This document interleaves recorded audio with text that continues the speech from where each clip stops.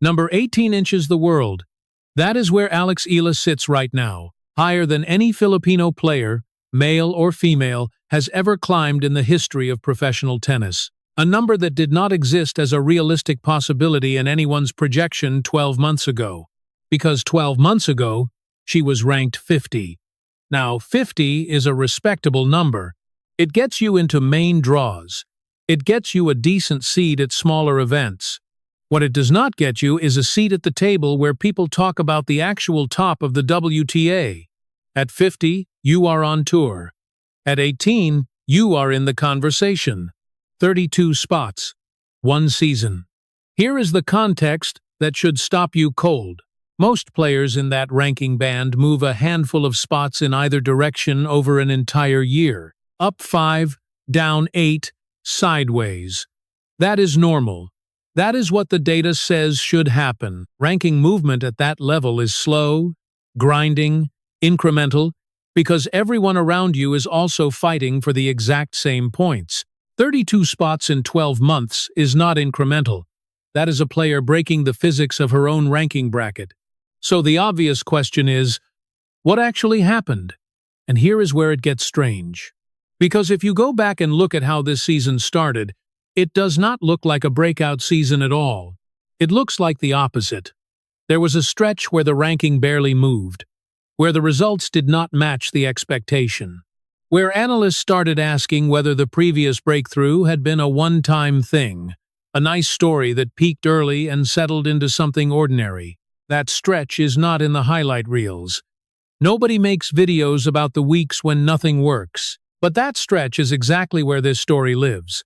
Because the jump from 50 to 18 did not come from a smooth, steady climb. It came from something that happened after the season looked like it was going nowhere, in a week that nobody circled on a calendar, against a barrier that had been blocking her for months. By the end of this video, you are going to know exactly which week it was, exactly what changed in how she plays, and exactly why the rest of the tour did not see it coming. But to understand how a ranking moves that fast, you first have to understand why the place she started was far more dangerous than the number 50 makes it sound. Number 50 sounds safe. It is not. It is one of the most uncomfortable places to stand in professional tennis, and almost nobody outside the sport understands why. You are good enough to be expected to win. You are not good enough to be forgiven when you lose. Those two things sitting on the same shoulders every single week. Here is the mechanic that makes it brutal. Tennis rankings are not a running total. They are a rolling 12-month window. Every point you earned last year expires on the anniversary of the week you earned it. Which means the better your previous season was, the more you have to defend just to stay exactly where you are. Not to improve. To stand still.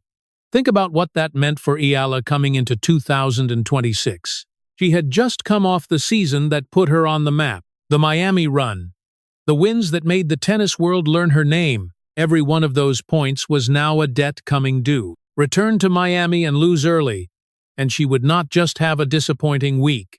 She would drop spots for a result that had nothing to do with how she was playing that day, and everything to do with how well she had played 12 months earlier. That is the trap of the ranking band she was in. At 150, nobody expects anything, so every good week is pure gain. At number 5, you have a buffer deep enough to absorb a bad month. At 50, you have neither. No cushion, no anonymity. Just a scoreboard that punishes you for having been good before. Now add the second layer, and this one is specific to her. She was not carrying her own expectations, she was carrying a country's. 110 million people who, for the first time in their history, had a tennis player to follow. Every match streamed. Every loss analyzed by people who had never held a racket. Every first-round exit turning into a national conversation about whether the breakthrough had been real. Most players at 50 struggle in privacy. Nobody writes about a qualifying loss in a smaller event. Eala did not have that option. Her worst days were public property. And she and her team knew the math going into the season. They knew what was expiring and when. They knew that simply repeating last year's approach would, at best, hold the line. Defending points is a strategy for staying still. And staying still was the one outcome that would eventually be read as failure. So they made a decision, not to protect what she had, but to change how she played, in a season where she had the least margin for error of her entire career. That is a genuinely risky call. Adjusting your game while your points are expiring is like renovating a house while you are still living in it. There is a period where everything is worse before anything gets better, and in tennis, that period shows up on the ranking in real time for everyone to see. They did it anyway. If you have ever had to change your approach at the exact moment you could least afford things to get worse, you already understand the size of that decision. Let us know in the comments where you are watching from, because the next part of this story is going to feel very familiar to anyone who has made that call. Because the transition period did not go quietly, what came next was months of results that made everyone, including some of the people closest to her, quietly wonder whether the change had been a mistake. Here is the number that tells the whole story of that stretch. For roughly the first 3 months of the season, her ranking moved a net total of 2 spots. 2. Not down, which would at least have been a clear signal. Not up, which would have validated the plan. Just frozen, week after week, while the calendar burned through the exact months where her biggest points from the previous season were about to expire. And in tennis, standing still is not neutral. Standing still is losing, because every player around you is also playing, also earning, also climbing. A flat ranking in a moving field means you are being passed by people who were behind you in January. First question worth sitting with.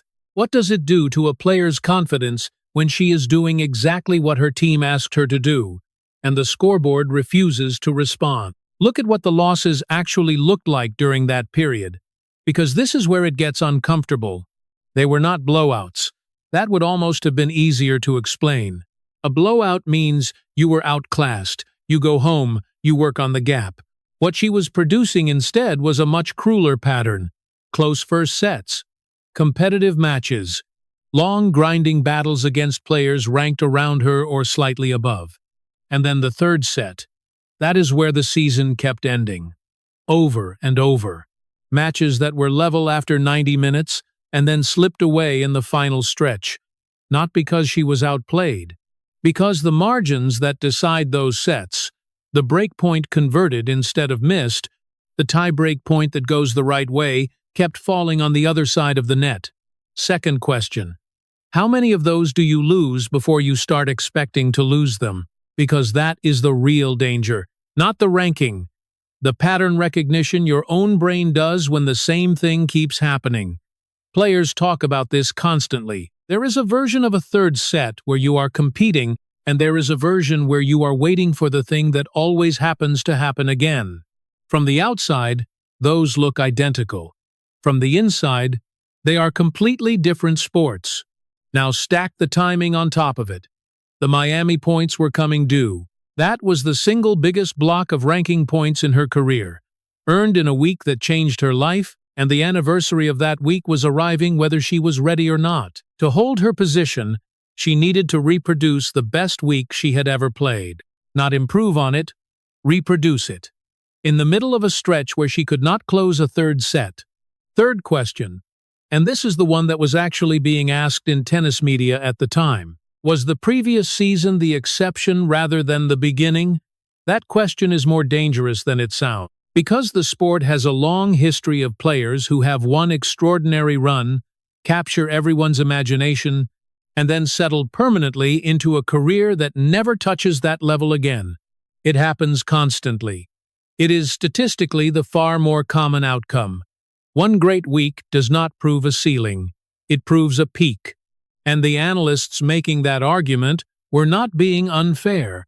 They were looking at the same data everyone else was. A ranking that had not moved. A pattern of third-set losses. A player carrying more national pressure than almost anyone in the top 100, at an age where most players are still allowed to develop quietly. Then there was the part nobody could measure. The tactical changes her team had committed to were still in the awkward phase. In practice, The new patterns were there. In matches, under pressure, at 4, all in the third, the old instincts kept surfacing. That is the standard timeline for any technical adjustment. It gets worse before it gets better, and there is no way to know in advance how long the worst part lasts. 6 weeks, 6 months, a season. Sometimes it never resolves at all, and a player spends a year of her prime chasing a change that does not take. So here is where she actually stood at that point in the year. Ranking frozen. Biggest points expiring. Third sets not converting. A national audience watching every result in real time. And a technical overhaul that had absorbed months of work while producing, on the scoreboard, nothing. Every reasonable projection at that moment pointed the same direction. Not collapse. Something quieter, and in some ways, worse. A slow slide back toward the 60s and 70s. The place where promising careers go to become ordinary ones. That was the outlook. Nothing in the results suggested otherwise. And then came a week that nobody had circled on any calendar. Nobody marked that date. There was no build-up, no preview segment, no analyst predicting anything unusual. It was another tournament on a long calendar, another draw, another opponent standing across the net from a player whose ranking had not moved in 3 months. And then a third set arrived.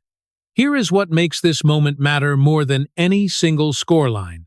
For the entire season up to that point, the third set had been the place where her matches went to die. Level after 2 sets, competitive, and then the slow leak in the final stretch. It had happened enough times that it had stopped feeling like variance and started feeling like identity. She got to a third set again. Same position, same pressure, same pattern waiting to repeat. And this time it did not. Slow this down, because the details are the whole point. She broke serve early.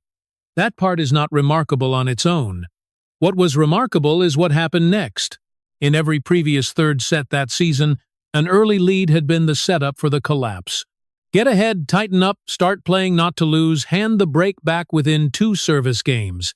That sequence had run so many times it was practically choreography. This time she held. Then she held again. And when the pressure arrived at 4-all, the moment where every one of those earlier matches had turned, she went after the ball instead of protecting the lead. That is the entire turning point of the season, compressed into about 4 minutes of tennis, not a technical breakthrough, a behavioral one. Because the tactical work her team had spent months on was never really about hitting the ball differently. It was about what she would choose to do at the exact moment the match was on the line. Every adjustment they had made was designed for that specific instant, when the natural instinct is to shrink and the correct decision is to commit. For 3 months, the practice court version had not survived contact with the match. In that third set, it finally did. And once that happens, something changes permanently. This is the part that separates a good win from a turning point. Confidence in tennis is not a mood. It is evidence. A player at 4, all in the third, is running a rapid internal calculation based on every similar situation she has ever been in, and that calculation had been returning the same answer all season. After that match, the database had a new entry. One data point that said, "When I commit here, it works." The next time she reached a third set, she was not the same player. Not because her forehand improved overnight, because the question her brain was asking had changed from what usually happens here to what I did last time. That is the psychological barrier breaking. And unlike a technical fix, it does not need months to take effect. It works immediately, in the very next match. If you have been watching her career closely enough to have noticed those third set losses piling up earlier in the season, I want to hear from you. Drop a comment and tell us whether you were still confident during that stretch or whether you were starting to have doubts too, because I suspect the honest answers are going to be split right down the middle and there is no wrong one. Now think about what that unlocked in terms of pure ranking math. Every close match she had been losing was a match against players ranked in her own neighborhood. Those are the matches that determine whether you climb or stagnate. Losing them keeps you at 50 forever. Winning them does something far more powerful than a single upset over a top player ever could. It compounds. Because a top 10 win is a headline, a pattern of winning tight third sets against ranked opposition is a ranking engine. She had just switched the engine on, and the tour did not immediately understand what had happened, because from the outside it looked like one decent week from a player having a quiet season. The scouting reports had not updated. Opponents were still preparing for the player who faded late, still expecting the same third set to arrive. That gap between what her opponents believed and what was actually true is exactly where the next 12 months of her career happened. And what followed was not one good result. It was a run that made the rest of the tour go back and re-watch tape, watch the ranking move, because it stops behaving like a ranking and starts behaving like a countdown. 50, then 42, then 35, then 29, then 23, then 18. Not one spot at a time, in blocks. Tournament to tournament, cutting through numbers that most players spend 3 seasons trying to reach. Here is the first piece of evidence for why that happened. The third set record flipped. Completely. The same situation that had ended her season over and over in the first 3 months became the situation she was winning. Same scenario, same pressure, same for-all, opposite outcome. When a player converts the tightest moments in a match at a high rate instead of a low one, the ranking does not climb gradually. It jumps, because those matches were always the difference between a first-round exit and a quarterfinal. Second piece of evidence, and this one is easy to miss. Look at who she was beating. Not exclusively top 10 players. That is what people expect a breakout to look like, and it is usually wrong. What actually moves you from 50 to 18 is beating the players ranked between 20 and 40, consistently, week after week. Those are the matches that decide seeding, that decide whether you reach a semifinal or go home Tuesday. She started winning them at a rate she never had before, and the points compounded exactly the way ranking math rewards. Third piece, and this is where the whole story locks together. Remember those Miami points that were expiring? The debt that was supposed to sink her season? She did not just defend them, she built past them. Once the third set problem was solved, results stopped being a defensive exercise. Every week became additive instead of subtractive. That single shift is the difference between a player treading water and a player climbing, and it is the direct answer to the question we started this video with. How does someone move 32 spots in one season when the entire ranking system is designed to make that nearly impossible? She did not do it by adding a weapon. She did it by fixing the exact moment where she was losing matches she was otherwise good enough to win. And here is the detail almost nobody has talked about, the one that actually explains everything you just watched. Go back and look at her second serve in decisive sets before and after that turning point. In the early stretch of the season, when she reached a third set, her second serve speed dropped noticeably. That is the classic signature of a player playing not to lose. You take pace off, you aim for safety, you invite the opponent to attack you, and against professionals, that invitation gets accepted every time. After the turning point, that drop disappeared. Same serve speed in the third set as the first. Under maximum pressure, she stopped shrinking the strike zone. That is it. That is the mechanical fingerprint of the entire 32-spot climb. Not a new shot, not a new coach. A refusal to get smaller when the match got bigger. Once you know to look for it, you can see it in every match from that point forward. Opponents kept preparing for a player who would tighten up late. She kept not doing it. By the time the scouting reports caught up, she was already inside the top 20, and that is why nobody saw this coming. The change was not visible in the highlight package. It lived in the moments most people are not watching closely. In the seconds between points, in a serve speed reading that never makes it onto a broadcast graphic. The tour saw the results. Almost nobody saw the mechanism. But the number 18 is not actually the most important thing this season produced. So what did those 32 spots actually cost? And what did they actually buy?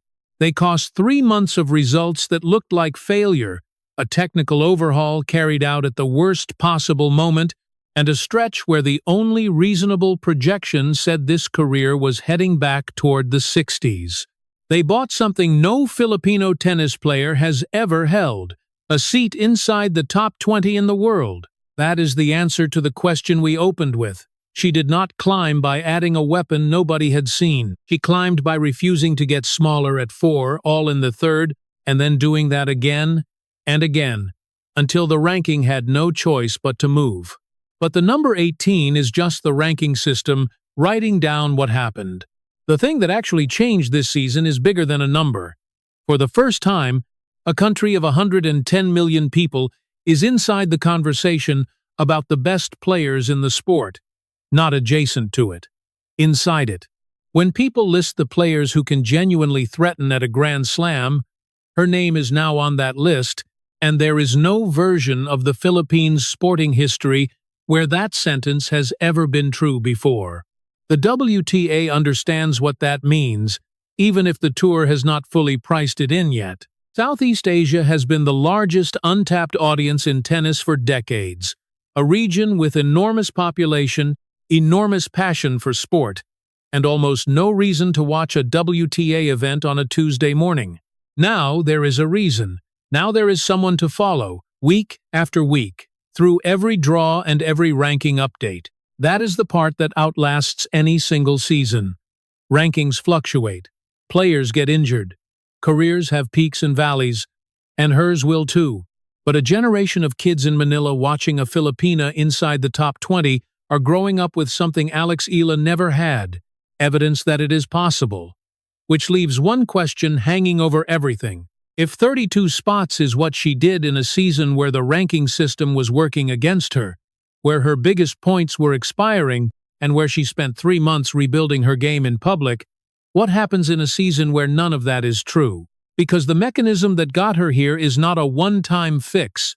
The second serve does not slow down anymore. The third sets do not slip away anymore. Those are permanent changes, and they are still attached to a player who has not reached her physical prime yet.